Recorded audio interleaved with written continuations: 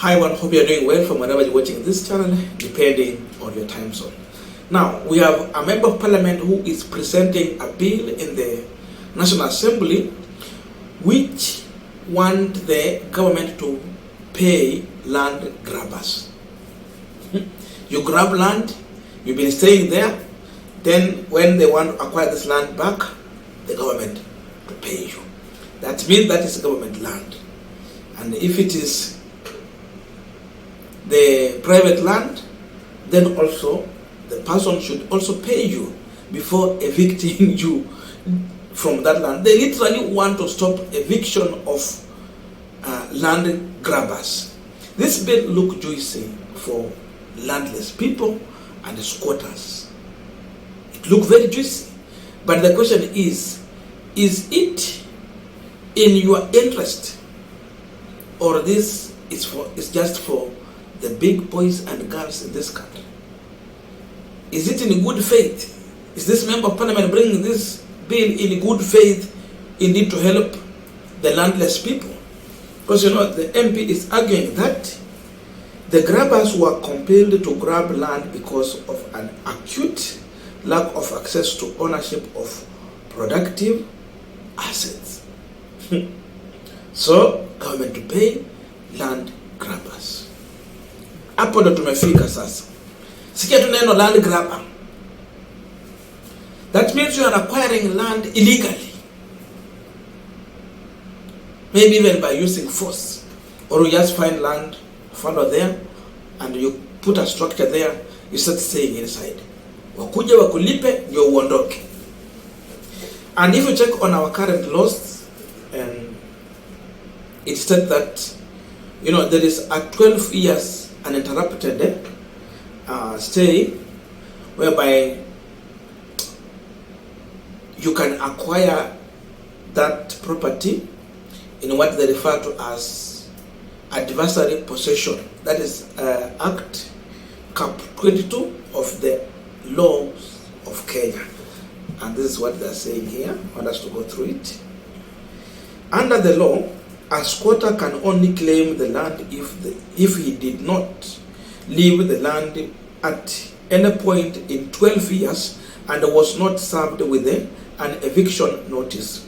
Additionally, the squatters must have grabbed the land publicly and in a consensual and permissive way. According to Kenyan laws, a squatter can claim ownership of land if he lives on that piece uninterrupted for 12 years. The law is known as adversary possession, is stipulated under the Limitation of Actions Act, Cap 22 of the laws of Kenya. Now, that's what we have, but this member of parliament is looking for something different beyond this.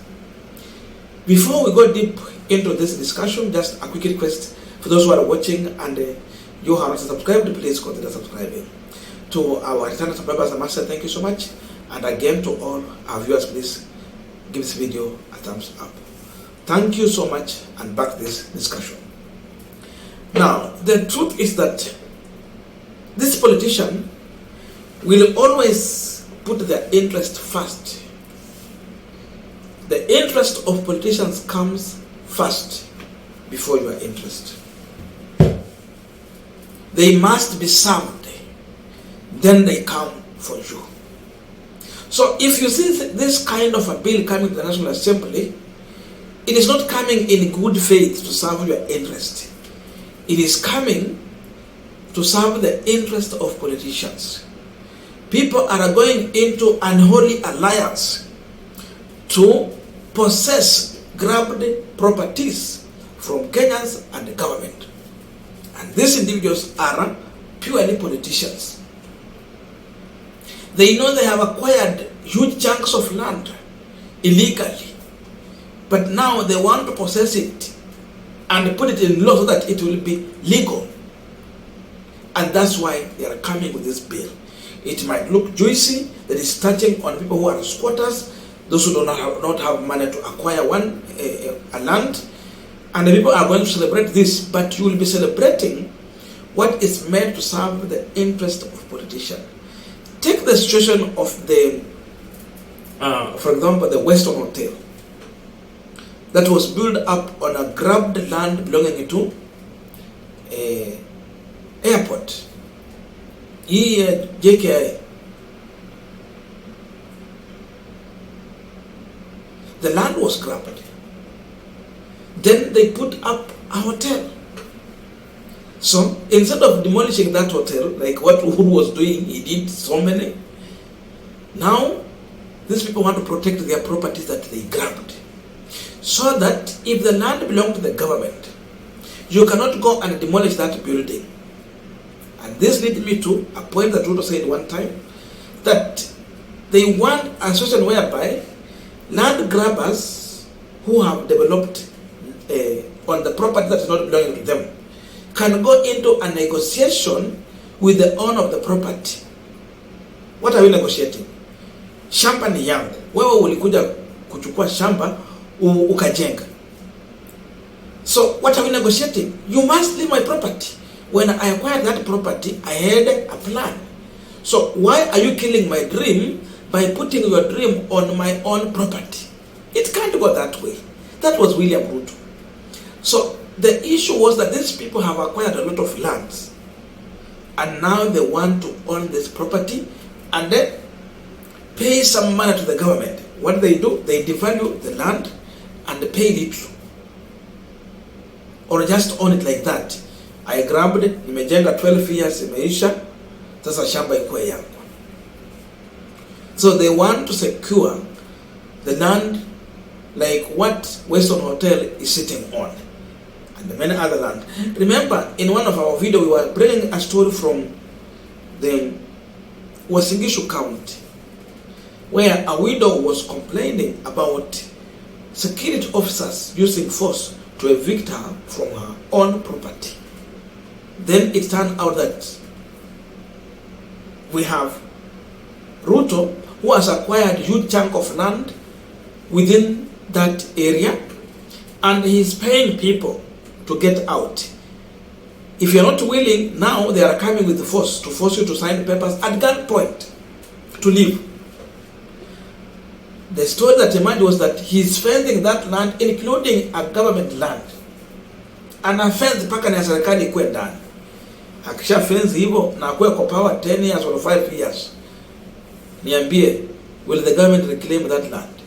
Si anaongeza kwa hii yake janunua hapa, anajua atalipa hapa watu pesa, hata kama itakuwa ni shamba amenunua kwako, amekupea milioni 1 na ilikuwa labda ya kuuza nusu milioni, ama amekupea milioni 5, ilikuwa shamba ya kuuza kama milioni 3.